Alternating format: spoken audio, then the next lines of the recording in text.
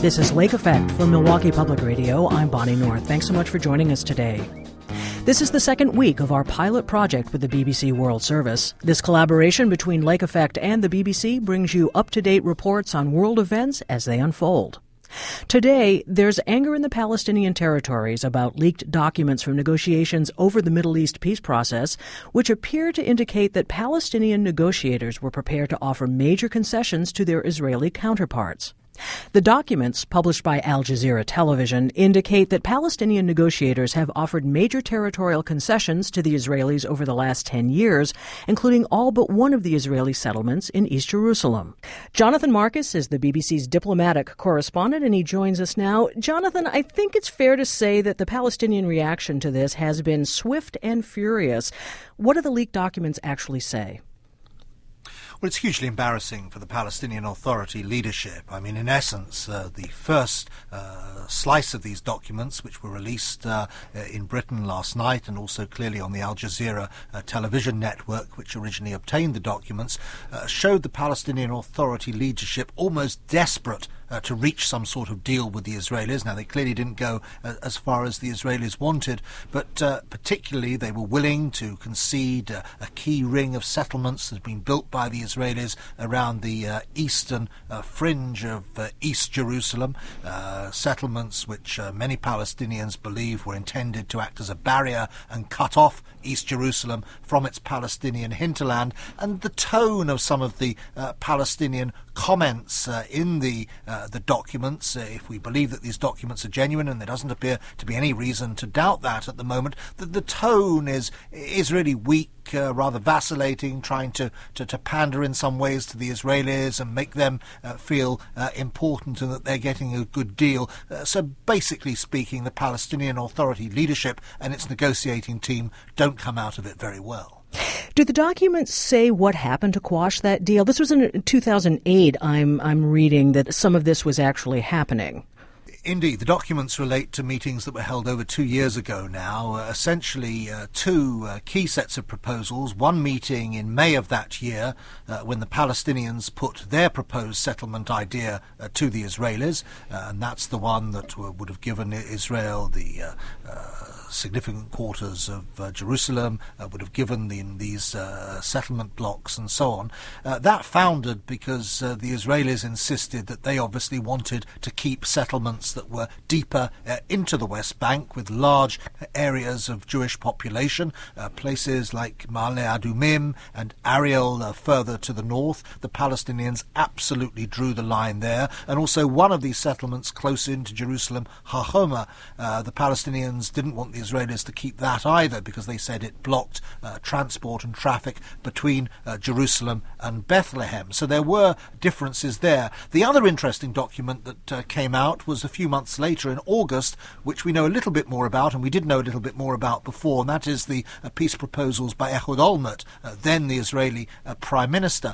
His plan also contained some interesting kind of concessions to the Palestinians, insofar as he was willing to accept that there would be a Palestinian capital in East Jerusalem, and he was also willing to accept a small token return of Palestinian refugees over a number of years. So it's kind of fascinating that there were considerable signs of movement on both sides back in 2008, but they got nowhere. Since then, clearly, things have got much bleaker. You've had the US efforts to get a settlement freeze, to get substantive talks going. That has all run into the sand, and many people fear that the so-called peace process is essentially moribund. It's not going anywhere, and the great worry, I suppose, is that the publication of these documents, in a sense, contributes to writing the obituary of this particular phase of efforts to get peace between Israel and the Palestinians.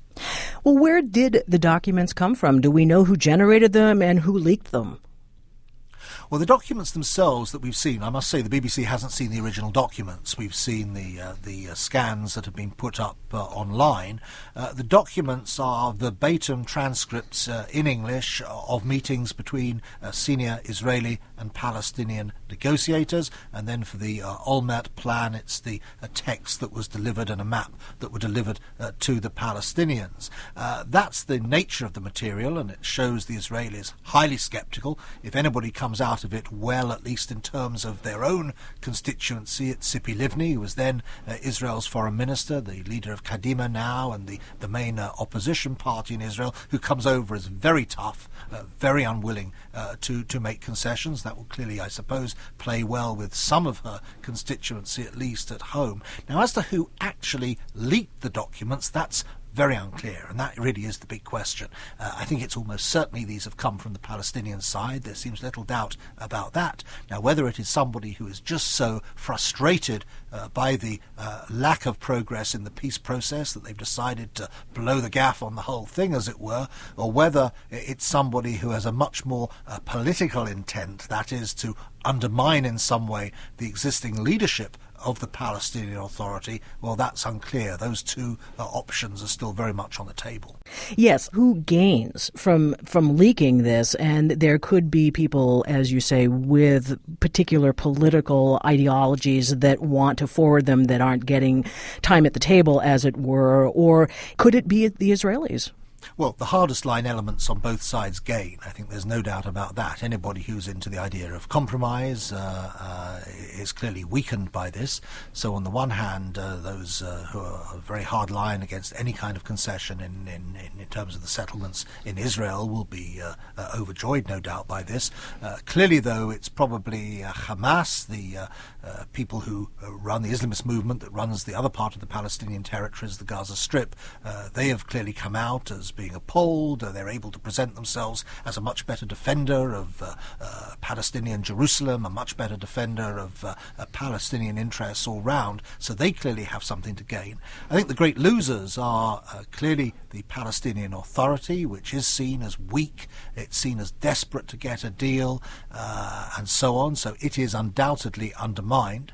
I think also the mainstream Israeli government, the mainstream parties of the right, are also undermined to an extent, insofar as Israel's continuing refrain for many, many years now, whenever it's pressed on the peace process, it always argues that it doesn't have a reliable partner on the side of the Palestinians, certainly not a partner that's willing to make significant concessions. Now, these documents really show that not to be true. The concessions certainly didn't go as far as the Israelis wanted, and they were pushing a very, very hard line indeed. But nonetheless, it's clear from these documents that the Palestinians were willing to make very significant concessions.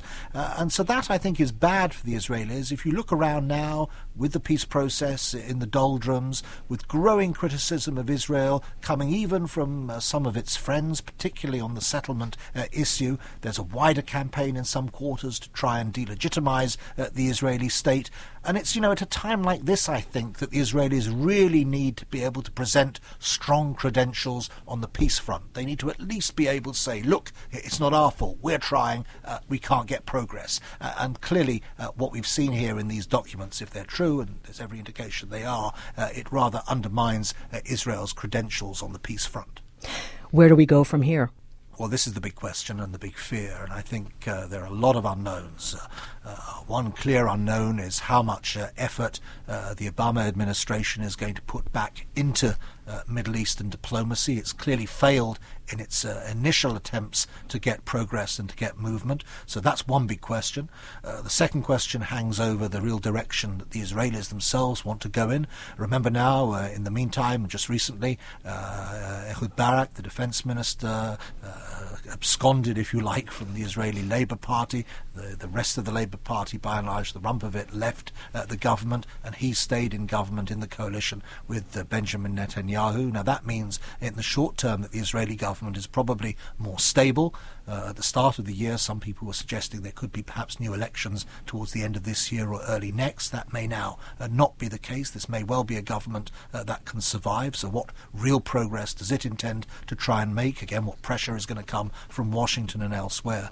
And of course, the real and most fundamental questions, I think, rest in the Palestinian territories themselves, particularly in the West Bank, where in recent years there have been significant progress in terms of economic development, development and security development, a lot of it backed by American advice and American money.